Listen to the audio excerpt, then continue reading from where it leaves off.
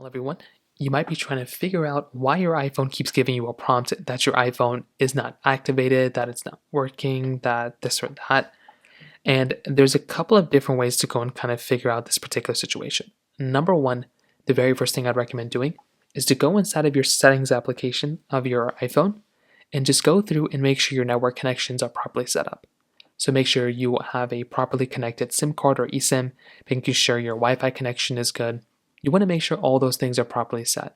Because if they're not, well, then that's going to be the number one issue you're probably going to run into. So I think that is probably the first thing I'd recommend doing here for the most part.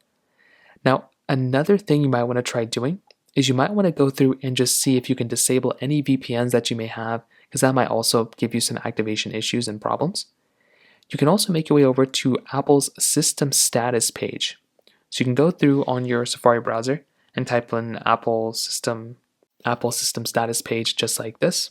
And you can come into this page and you just want to see what statuses are up and what's down. If a lot of statuses are down, if let's say the App Store is down and all these other things are down and Apple and phone app or whatever is down, then that might give some problems of essentially what's going on in your area. And you might just have to wait it out until Instagram ends up fixing the problem, or until your Apple ends up fixing the problem. So if that's still not working, you can try restarting your phone. So try going through holding down the buttons to restart your phone.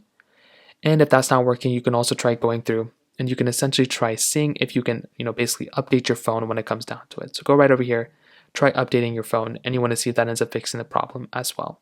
So those are probably the main ways to go and fix it for the most part.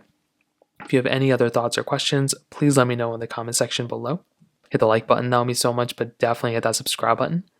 More importantly than everything else, I love every single one of you guys. Hopefully I'll catch you guys in the next video.